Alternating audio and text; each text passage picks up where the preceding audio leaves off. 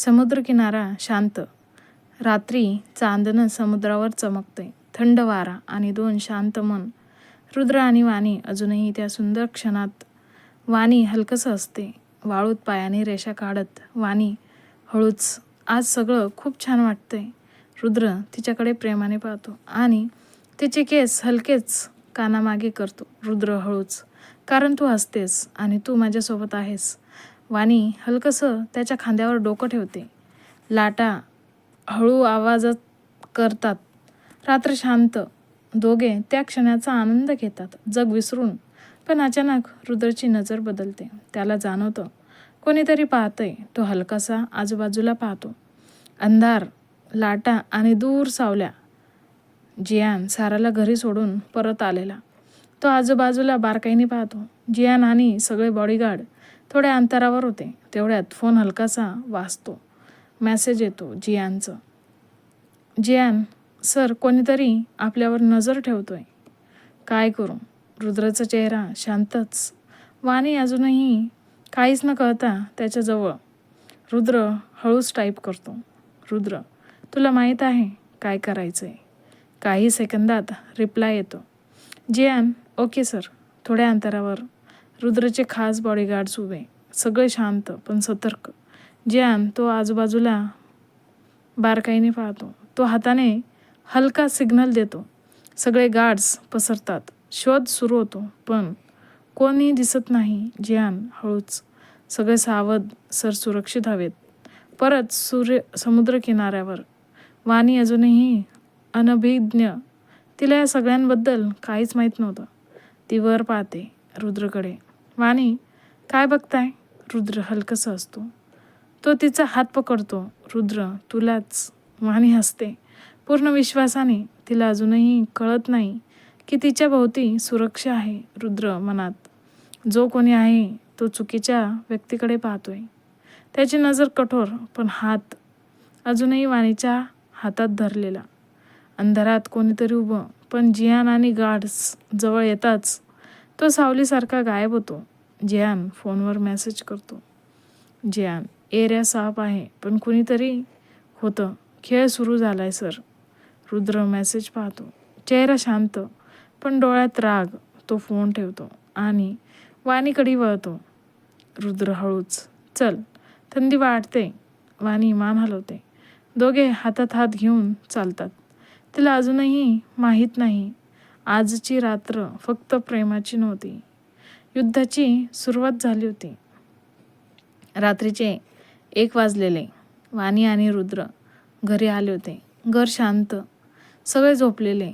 रूममध्ये हलकी पिवळी लाईट्स. वाणी अजूनही साडीमध्ये, थकलेली पण मन शांत. ती बेडवर बसते, विचारात हरवलेली. रुद्र काही न बोलता सरळ वॉशरूममध्ये जातो. काही मिनिटांनी तो फ्रेश होऊन बाहेर येतो. तो केस हलके ओले, चेहरा शांत. तो वाणीकडे पाहतो. ती अजून तशीच बसलेली. रुद्र हळूच, तू पण फ्रेश हो, उशीर झालाय. वाणी हलकंसं मान हलवते. ती साडी सावरत वॉशरूममध्ये जाते. ती बाथरूममध्ये दरवाजा अलगद बंद होतो. आत पाण्याचा हलका आवाज सुरू होतो. रुद्र सोफ्यावर बसतो. अचानक त्याला आठवतं, अरे, माझा फोन बाथरूममध्येच राहिला. तो लगेच उठतो. विचार न करता दरवाजा उघडतो. आत गरम वाफ भरलेली. आरसा धूसर, पाण्याचे थेंब खाली पडत आहेत. वाणी सिंक जवळ उभी आहे. साडीचा पदर हलका सरकलेला.